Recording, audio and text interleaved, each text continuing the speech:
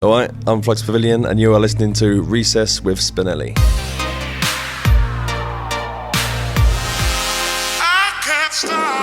You are listening to Recess with Spinelli, WSPN 91.1 FM, Skidmore College Radio. And today we are here with the English electronic producer, Joshua Steele, also known as Flux Pavilion. Thank you so much for joining me today. Alright, how's it going? I'm doing pretty well. So normally when I come out to Upstate Concert Hall or anywhere else for these interviews, it's normally with live bands with mainly traditional instruments. So I was wondering, would you classify yourself as a musician, and if so, what are your instruments? I would classify myself as a producer, I think, more than anything else. Okay. But I play instruments and record instruments, but it's kind of like, it's more about the production of the sound itself. It's my craft. For production, though, when you're on stage, you do have to find a way to perform or to show off the production, right? So how does that differ from, I guess, a traditional musician on stage? Well, I guess in live performance perspective, it's as a DJ. And that's kind of like the easiest way to perform electronic music. So yeah, I have to say I'm a DJ, but it's not really what I do, like all-encompassing. I didn't grow up wanting to be a DJ, but it's just the most streamlined way to play music out, really. So you didn't grow up wanting to be a DJ. Was there something you wanted to grow up being? Was it a producer? Yeah, basically, like writing music. I mean, I come to play my music to people, kind of thing. It's not so much about the kind of hands in the air DJ, like on the ones and twos kind of thing. That's like a tool, I guess. It's more of I've always felt like more of a songwriter kind of thing. I don't know, when you write electronic music, a lot of times other people play it, and it's kind of like, that's like being a songwriter where you have someone else play your songs kind of thing. I guess I made them too good and people want me to play them as well. So DJing, though, for you is just essentially a means to an end? Yeah, it was to start with, and now it's become an extension of the craft, I guess. But yeah, to start with, I was like, I have to play this music out somehow, so I'm going to learn how to DJ. But yeah, I didn't know how to do it when I started. Now, before you started Flux Pavilion, though, you were in some bands beforehand, right? Yeah. How did that experience compare to what you're doing now? I was a drummer in a band for ages, and it was kind of similar in a way, with the idea of like keeping the rhythm, being like the life. I always felt like the drums were the life of the band kind of thing. Everyone else is adding all the music, but without the drums you don't have any of that driving force. And that's kind of the same way that I approach DJing as well. It's like kind of setting the tempo and setting the energy, and then letting the people kind of feed off of that, I suppose. So you play drums, do you play any other instruments? Yeah, I play guitar, and I got a saxophone. I got a sitar, which I've been learning, and like mandolin as well. And yeah, just like I got piano and stuff. I've never had any music lessons, but I bought lots of instruments from the tip when I was a kid and just learned how to play them, basically. So instead of producing and writing for traditional instruments, why did you choose to go down more of an electronic field? I didn't really have any money, so I couldn't really afford to buy a drum mic set and buy a drum kit and set it all up. I mean, it was only later that I could actually afford my own drum kit and stuff. So if I needed some drum sounds, the only place I could achieve that was to do it electronically, basically. So that's how I kind of got into it. So as far as the traditional instruments go, have you found a way to actually work them in to your electronic music sets in any way, or your production? Not so much in my sets. I actually have worked on a full live band setup, which I'm going to tour next year maybe, which is me and 3 other guys playing all the music but on instruments pretty much. But I record my instruments all the time. I think nearly every song I've ever released has had an instrument or a vocal of some kind on it. Which is just for fun, really. So at what stage in your life, out of curiosity, did you realize that this is what you wanted to pursue? Was there a defining moment, or was it like a random epiphany? I guess I hated school and I liked writing music. So I kind of thought, I'm gonna write music, I guess. It just kind of made sense to me. I was like, well, this is the thing that I enjoy doing. So then when I finished regular like high school, I went to college, studied music, then went to university and studied music. It was just like, it's the only thing I was interested in. And it's like, what's the point of being alive if you're not doing something you're interested in, you know? That was the whole kind of point. So I kind of, rinsed it out until, luckily, it was while I was at university, I wrote the Flux Pavilion tracks and then kind of managed to carry on from there pretty much. Now, wasn't it while you were at university you also started your record label Circus as well, or is it just after? Oh, yeah. It was all like in the first year of uni is when I did my like first ever DJ show, released my first song, started the label, all stuff like that. And I carried on with university as well, so that was like quite tough. It was quite strange.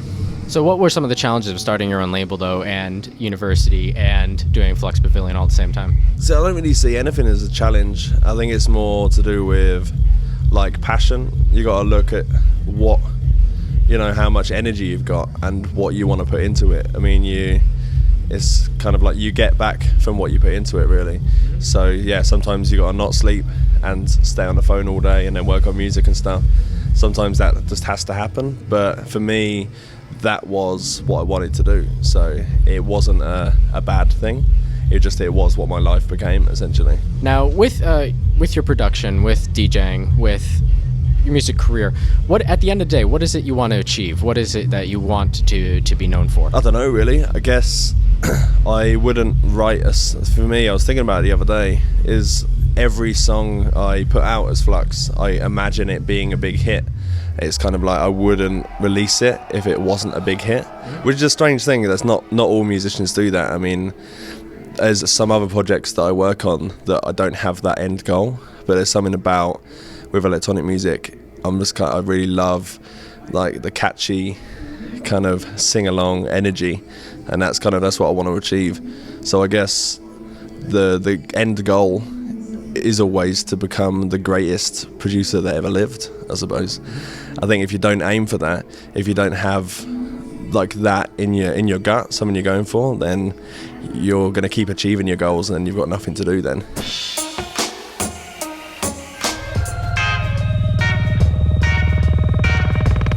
You do have a debut album coming out in September called Tesla. How is it with all of your music that's been released so far that you're just coming around to doing a debut album? Well, to start with, it was like singles and EPs and remixes. I feel like that was my first album spiritually, and then Blow the Roof was meant to be an album, but we cut some tracks off it because they weren't really feeling like Flux tracks, and so that became 8 tracks, which is technically an EP. And then now Tesla is more than 8 tracks, which is technically an album.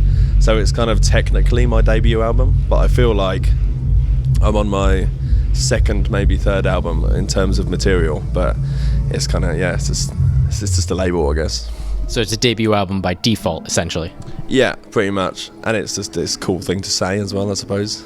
Yeah. So are you doing anything differently for this work? No, not really. I feel like maybe over the past sort of 3 or 4 years, really kind of since I started, I've had no idea what I'm doing. I wrote some tracks out of just kind of like feeling, and then all of a sudden I had a career. So I was sort of like was riding the waves of the career, not really knowing what I was intending to do in the first place, because it came out of nothing. So it's like when it comes out of nothing, when there was no intention, I didn't know, there's nothing to sort of grip onto. So the actual album was trying to work out what Flux Pavilion is for myself, kind of thing, and work out what I love about it and what kind of imprint do I want to put, or like what's the end of the chapter for Flux. And that's what the album is, basically. So did you manage to come to a conclusion what Flux Pavilion is for you? Yeah. So it's like I had to divide a lot of my attention, really. I love singing and talking about playing all the instruments, stuff like that.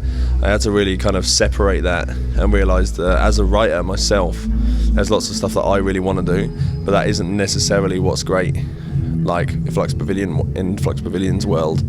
So it's basically just energy.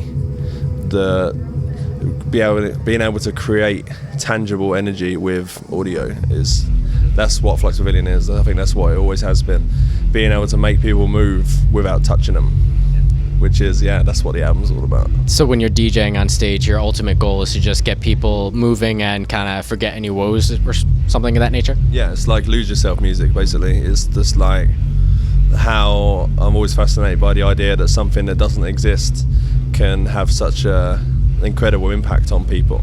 You know, obviously the sound exists, but it's kind of like, it's such a subjective thing, and I especially like when people go like crazy to it, because like when I hear a Prodigy record and I just go crazy to it, I'm like, this is just a, you know, it's just a song. Why is it making me do this? I don't know, but it is. And yeah, that's what I try to achieve with a set. Regarding your production, when you do remixes of other artists' songs, do you have to ask permission traditionally, or do you just go about doing them? They ask me. Either someone's releasing a single and they say, do you want to do a remix of it? A remix essentially is an add-on to a package. That was generally what it is. So let's say you're Rolling Stones and you're putting out a single, you would then get different people to remix it so that you can, on the single you've got a B-side and a C-side and a D-side essentially.